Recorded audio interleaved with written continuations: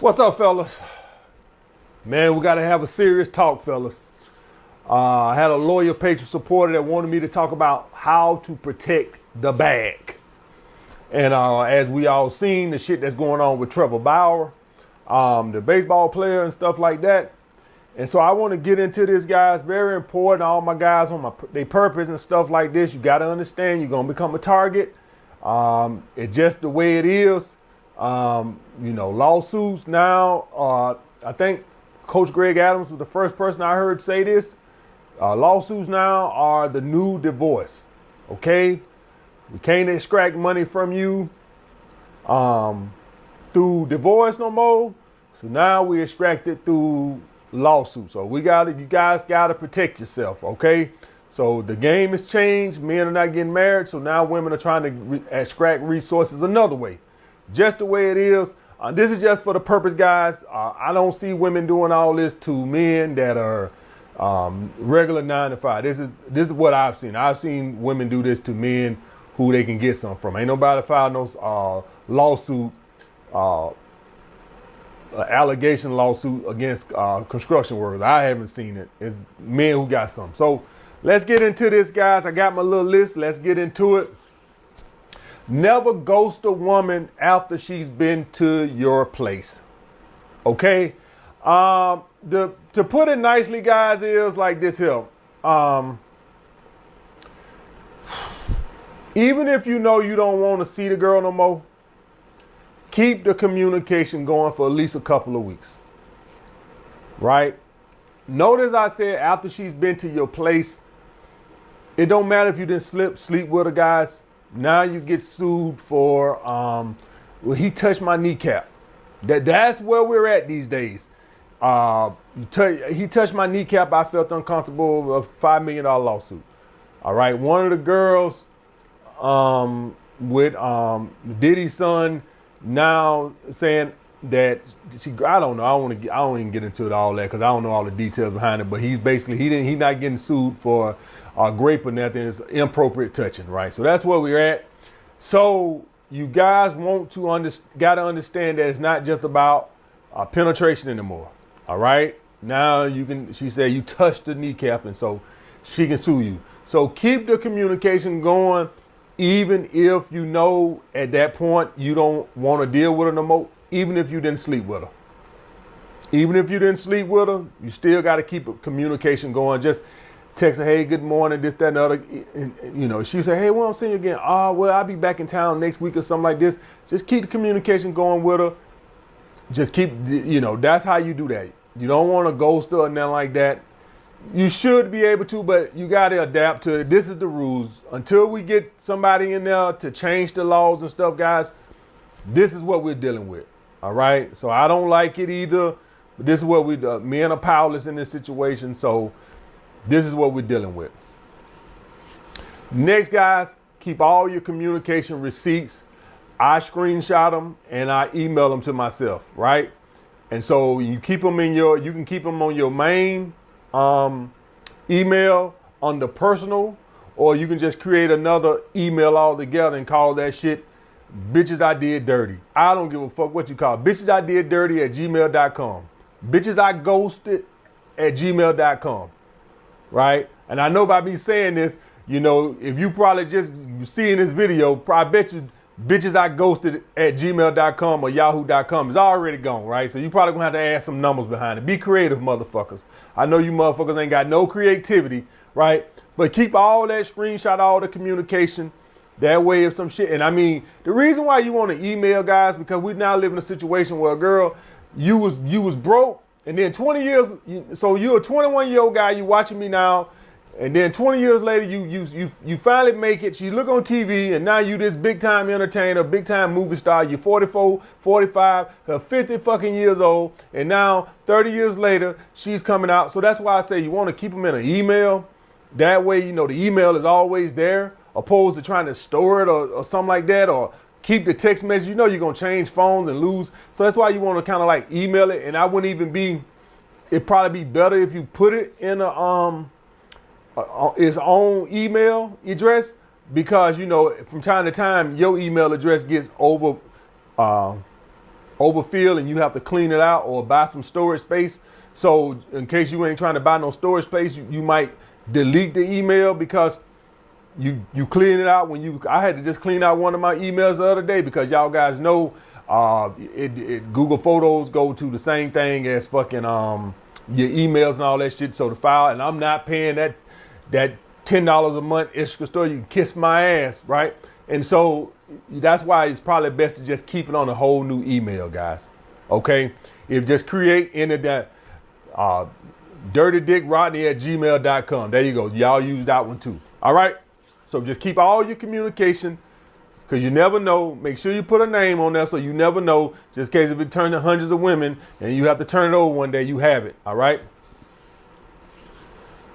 Next, guys, never try to deliberately get under your ex's or ex-fling's skin by making them jealous. The key there is when you deliberately do it, guys. All right? If you just out living your life and you run into an ex and she sees you with your new chick or whatever, cool, you know. It's when you deliberately, you know she worked there and you done bought your little country bumpkin ass up there.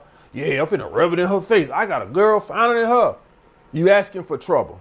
That's when you spiking the vindictiveness, right? Because now it's like you being petty, so now I'm gonna be petty. Okay, guys? And going back on the other shit, it just dawned on me right now that Tupac shit. I was watching the movie about a week or two ago. I've been saw it, but I just saw it again 2 weeks. Y'all seen how Tupac just ghosted the girl? You can't do that shit. You can't just ghost them like that. And that's what caused the vindictiveness, right? I watching that, I'm like, come on, Tupac, you gotta know better than that. And for all y'all guys gonna say, well, he ain't know this shit was gonna come around. Guys, I knew this shit when I first started dealing with girls when I was 14, 15, 16 years old. Not the ghost girls. I knew that then, before him. Right? I guess maybe because of Mike Tyson's situation, but I knew this shit always been keen in my head dealing with this shit. So, but getting back to my talking point I'm on now, when you try to get on Instagram, you have an ex or you have an ex-girlfriend, and you blatantly trying to throw it in her face and shit like that, you asking for trouble. Because when petty begets more pettiness. That's the way it works, guys. Okay? So if you want to go down the petty train, you asking for trouble. Next, guys, if the woman is looking uncomfortable doing sex, stop. Even if she hasn't said it with her mouth. So one of the issues you guys gonna encounter if you guys got good seduction skills is you're going to be able to talk women into having sex who probably initially mentally didn't want to have sex, right? You know how to get her hot and bothered, and to where she couldn't tell you no with her mouth because you done got her so warmed up and hot and turned on, but mentally she don't want to do it, okay? And so that's what good seduction skills, it's kind of like, how you guys could go somewhere to buy some furniture or something. You could go into the front, you can go into buy a pair of shoes. In your ass, you run into a good salesman, that motherfucker had you walking out there with 8 pair of shoes. You like, man, I just came here to buy a pair of fucking running shoes. And you leaving out of there with 8 pair of shoes.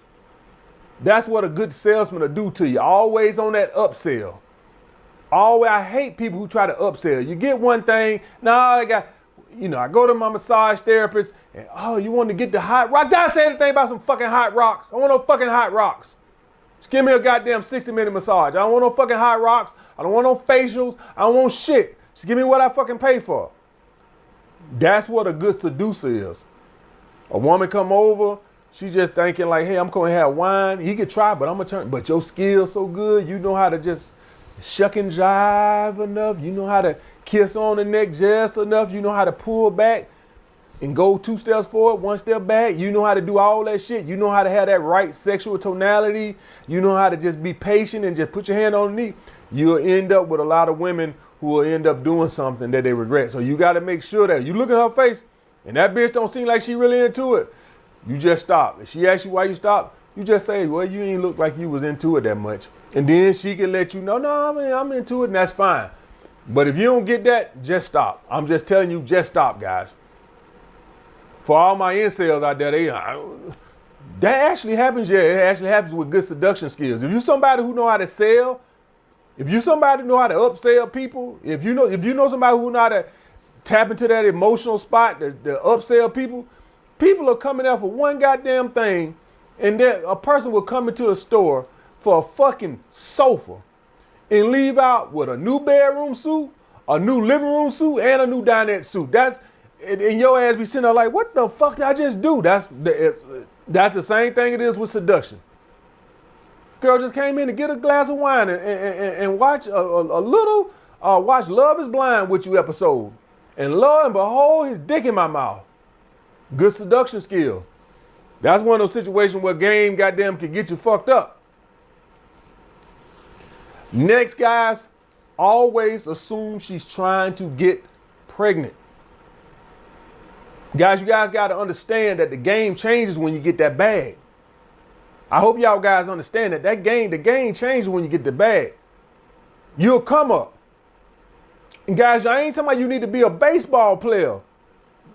100 G's is a good, 100 G's a year salary. It provides a nice, guys, if you probably make 100 G's a year, I bet you probably end up with at least, for one child, I'm just guessing, y'all guys tell me if I'm wrong, I'm taking an educated guess, probably about $1,000 to $2,000 a month, just depending on where you at. Guys, that's a lot. That's a lot for a broke bitch. For a broke bitch making $35,000, $40,000 a year, and I just came up on an extra fucking $12,000 to $25,000 a year. Oh, that's a nice little come up. You guys just think about that. If you got a girl that's making $40,000 a year, and you just gave her an extra 12 G's a year, and understand that all her bills gonna stay the same except for the little food, baby food shit, right? But her rent, all that shit. What is the baby in there running up the light bill or anything different? No, only thing the baby gonna probably add to you different is some food. But everything else, the baby ain't in there burning electricity or using, you know, it's not like your bills are gonna go up. So other than the food. So the point being, guys, is you'll come up. Now, I don't even want to talk about if you're making way more than that. I just gave y'all guys the bare minimum. I don't even want to get, and I don't even know if child support is more than that. I'm just taking an educated guess. And you guys who know more than me, you tell me what child support on 100 G's a year is. I have no fucking idea, but I would think that it's at least 1,000, probably up to 2,000.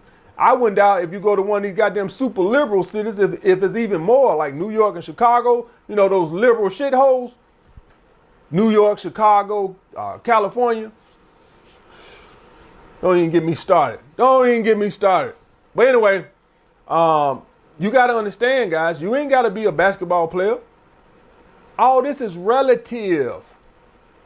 Yes, for a woman that's making $250,000 a year, an extra $12,000 to $25,000 a year ain't gonna change her life. Actually, the baby might hinder her a little bit because then she like, well, fucking, you know, now I'm not as free. But to a bitch making 40, oh, that's a whole lifestyle upgrade. So you guys got to make sure you goddamn are protecting yourself. Always wear protection. Guys, once you don't wear protection, that's on you, then all bets are off. You putting it in the judge's hand. At the beginning, before you get her pregnant, you have complete control. You know, we men, we bitch a lot about family court, and we don't have no, yeah, we do got control. Yeah, we don't got no control in family court, but we got control to goddamn put a condom on, do a pull out. I understand once you've been with a girl for a goddamn X amount of period of time, you don't want to keep wearing a condom and don't feel as good. Pull out, motherfucker. Pull out.